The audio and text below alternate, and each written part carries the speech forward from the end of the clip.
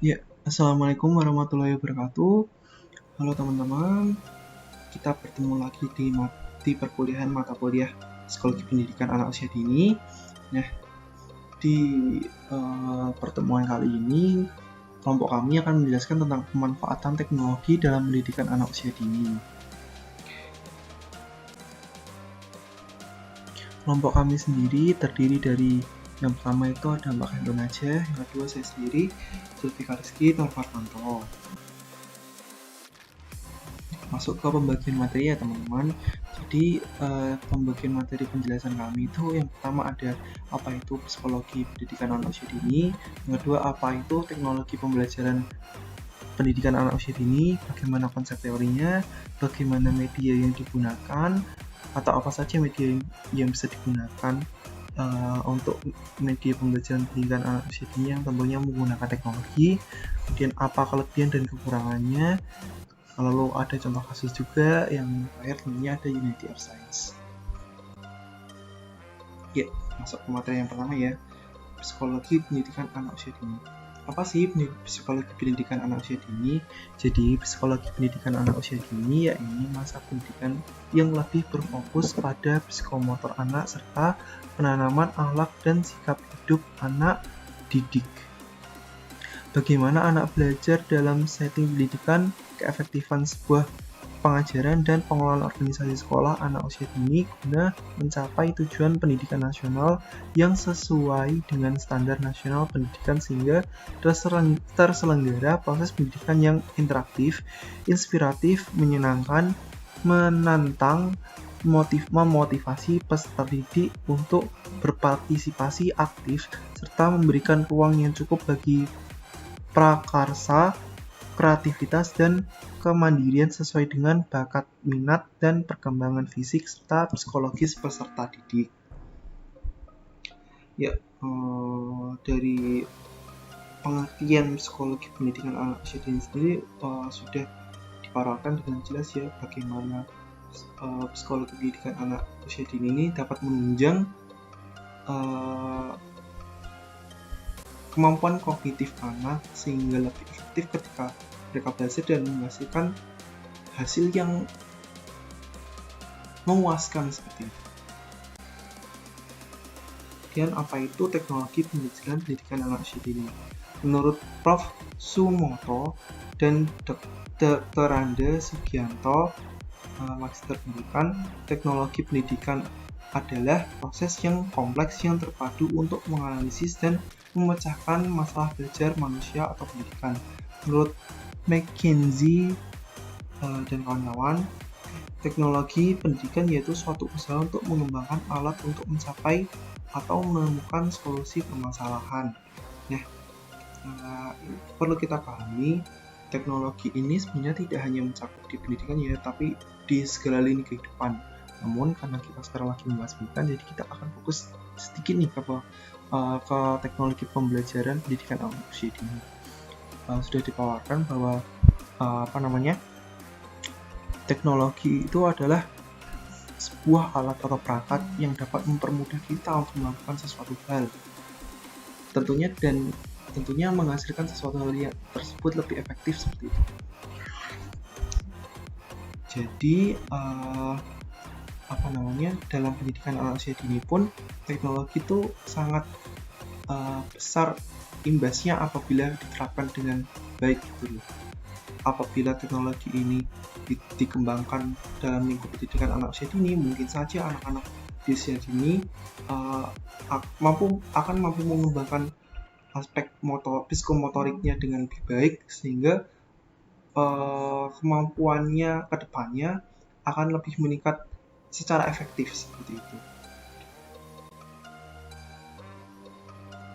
Kemudian konsep teori pemanfaatan teknologi dalam pendidikan anak usia dini.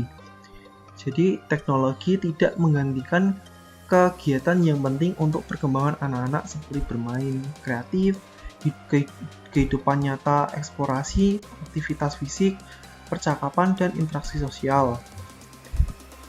Teknologi harus menjadi alat atau media untuk mendukung pembelajaran, bukan fokus belajar. dan harus digunakan sebagai sumber tambahan untuk memperluas akses anak-anak untuk konten baru. Tujuannya adalah agar para pendidik anak usia dini untuk menggunakan pengetahuan dan pengalaman mereka mengenai perkembangan anak dan pemilihan media yang tepat dan efektif bagi anak usia dini. Jadi dijelaskan ya bahwa teknologi itu tidak menjadi fokus utama, tapi sebuah alat untuk menambahkan atau lebih mengefektifkan pembelajaran supaya ketika anak belajar itu menjadi sesuatu yang mungkin lebih menyenangkan, mungkin lebih efektif, mungkin lebih menantang, dan dapat memacu semangat belajar peserta didik seperti anak-anak. Jadi kan misal ya, kita menggunakan teknologi itu dalam pendidikan anak usia dini, membuat PPT atau animasi-animasi yang menarik sehingga peserta didik atau anak-anak yang belajar, anak usia dini dalam belajar, mereka akan lebih merasa menyenangkan dan lebih tertarik ketika belajar sesuatu hal seperti itu. Lalu kemudian media pembelajaran berbasis teknologi. Media dalam pembelajaran matematika berfungsi antara lain untuk mengkonkretkan konsep yang abstrak sehingga lebih mudah diterima anak. Menurut Jean Piaget, anak usia dini ini umumnya berpikir dalam tahap sensori motor dan praoperasional.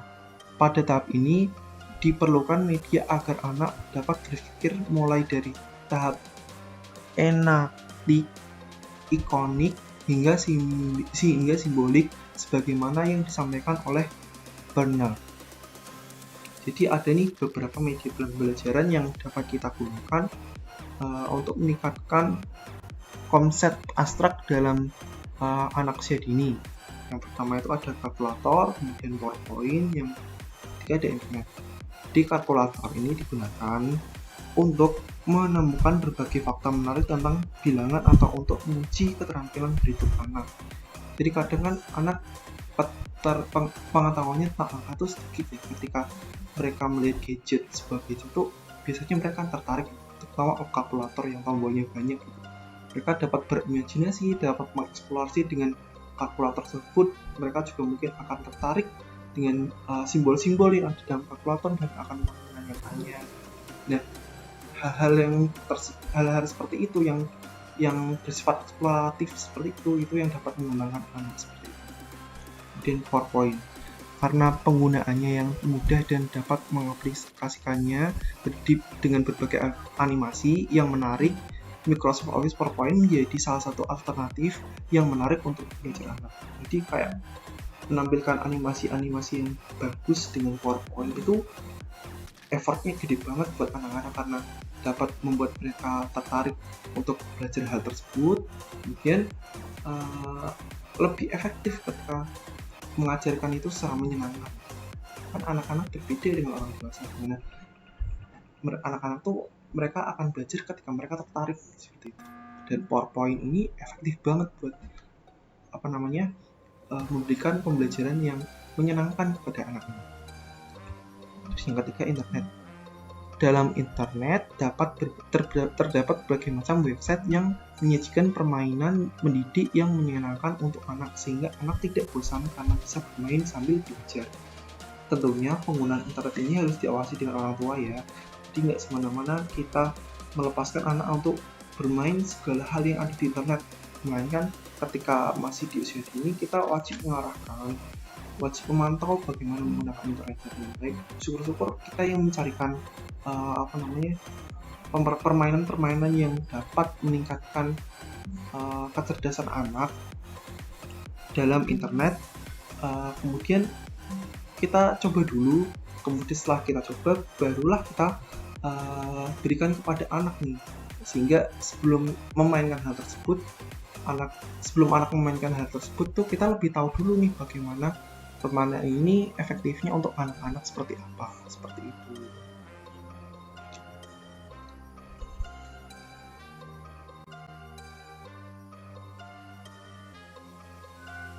Baik, akan menjelaskan mengenai kelebihan dan kelemahan penggunaan teknologi pembelajaran bagi anak usia dini. Yang pertama ada kelebihannya. Apa saja sih kelebihan dari penggunaan teknologi pembelajaran bagi anak usia dini? Yang pertama yaitu teknologi pembelajaran sebagai peralatan untuk mendukung konstruksi pengetahuan.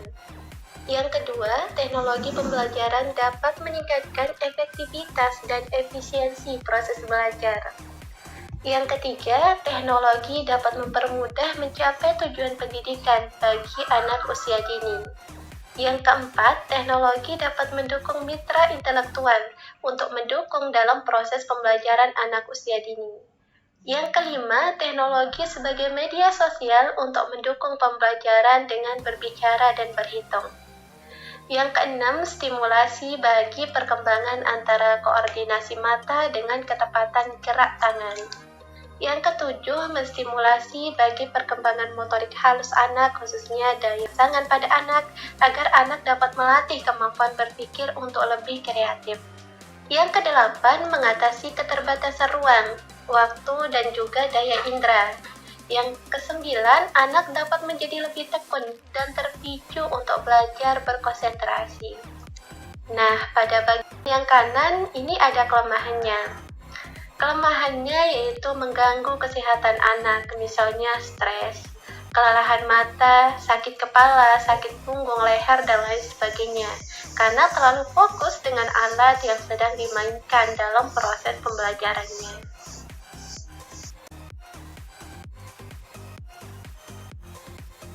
Baik, pada slide selanjutnya yaitu ada contoh kasus atau studi kasus terhadap pemanfaatan teknologi bagi pendidikan anak usia dini. Kita tahu bahwa perkembangan anak usia dini, kemampuan dasar perkembangan pada anak saling mendukung satu sama lain. Salah satu kemampuan dasar yaitu kemampuan kognitif yang memegang peranan penting dalam kehidupan anak, baik sekarang maupun pada masa yang akan datang. Standar tingkat pencapaian perkembangan anak yang dinyatakan oleh Permendiknas 58 tahun 2009 di lingkup perkembangan kognitif untuk anak usia 3-5 tahun. Pada konsep bilangan, lambang bilangan 1-10 dan huruf, yaitu menyebutkan bilangan, mengenal konsep bilangan, mengenal lambang bilangan, dan juga mengenal lambang huruf. Pembelajaran mengenal angka dan huruf yang berlangsung selama ini menggunakan metode pembelajaran yang berpusat pada guru dan kurangnya pemanfaatan media dalam pembelajaran mengenal angka dan huruf.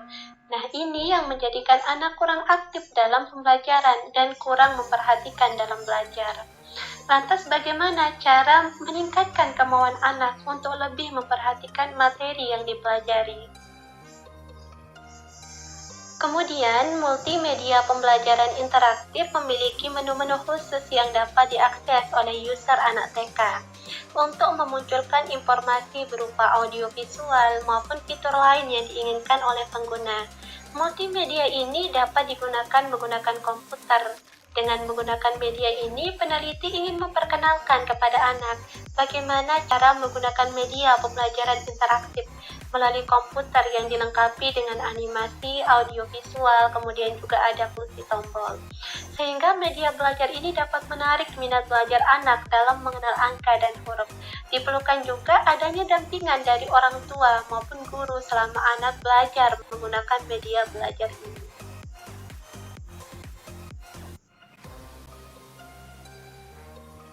Baik, selanjutnya yaitu pada slide terakhir atau pembahasan terakhir yaitu ada Unity of Sciences.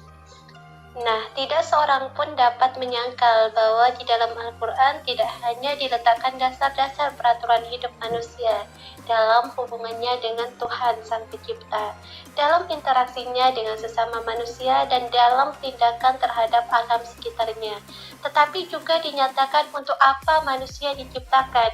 Di dalam Al-Quran disebutkan juga garis besar tentang kejadian alam semesta, tentang penciptaan makhluk hidup, termasuk manusia didorong hasrat ingin tahunya, dipacu akalnya untuk menyelidiki segala apa yang ada di sekelilingnya.